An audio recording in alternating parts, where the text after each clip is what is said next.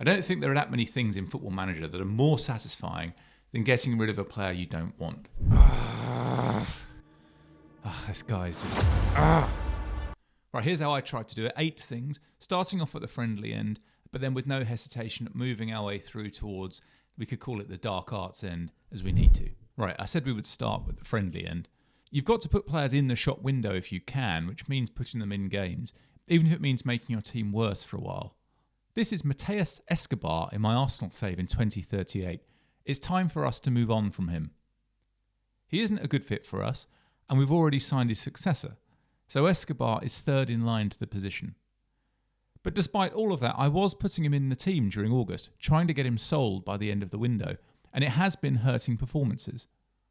Obviously, the more competitive for trophies or promotions you are, the harder it is to suck it up and play the guy you don't want. That's why Kalvin Phillips has only played 393 minutes for Man City in the 18 months since he moved there. If players don't get minutes, it's hard to ask for solid economics for those players. It does take a bit of patience to flush out the players you don't want, but it does make sense to be patient if you can, and you might be surprised by how well it goes. That said, there is a potential sting in the tail doing this, which I will get onto later. Okay, second one, and I'm assuming that you've tried asking the agent and doing the intermediary thing, so then it's onto this screen.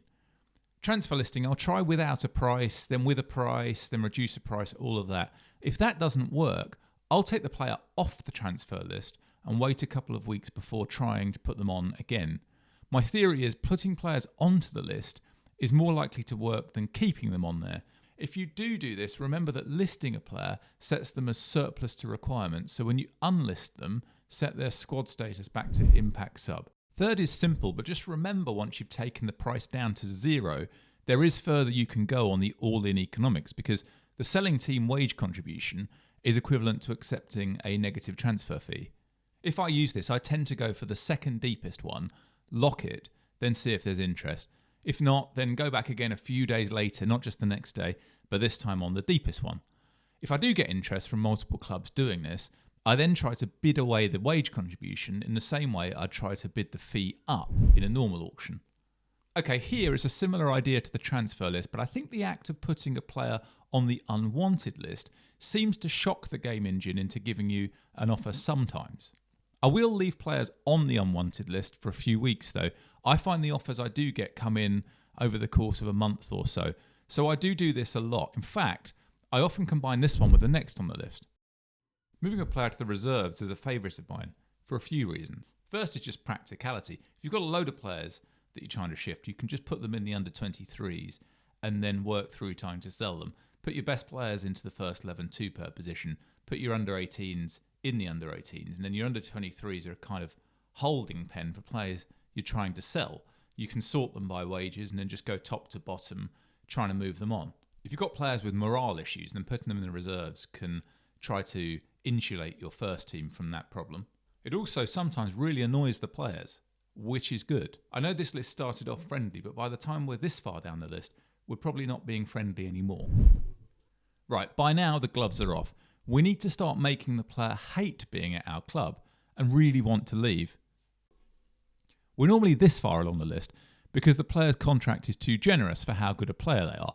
Particularly for players with really high wages, you've got to start trying to get them to want to accept wage reductions to leave.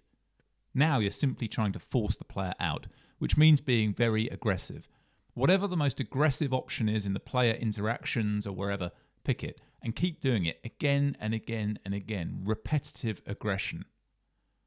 Try not to be doing this with too many players, but once in a while is fine, and this does work.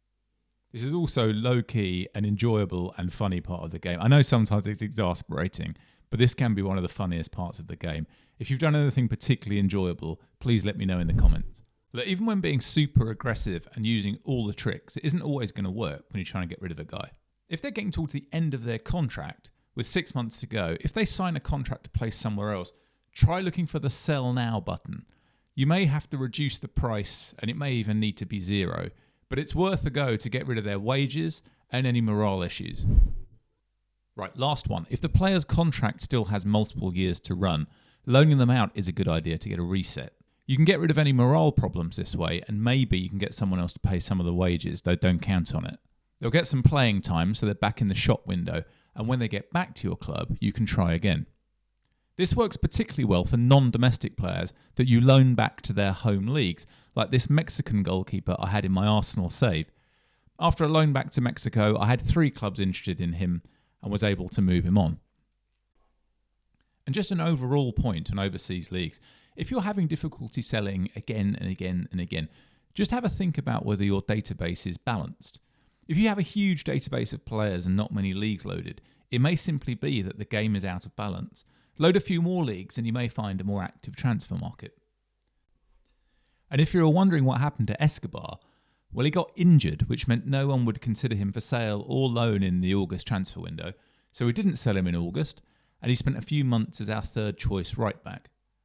In the next window, I let him go on a free to Derby County just to get the wages off the books. So there can be a sting in the tail from giving minutes to a deadwood player, but I still think it's the right thing to do more often than not. It just didn't work that well this time. Okay, so there's the 8 things, and if you think I've missed any, then please let me know in the comments. If you want to avoid making transfer mistakes and having deadwood in the squad at all, then I developed an app that blends together players' attributes into a single number that you can use to find solid players. I've added here a video that introduces the app. Thanks for watching this video. Please do hit like and subscribe if you want to see more, and I'll see you in the next one.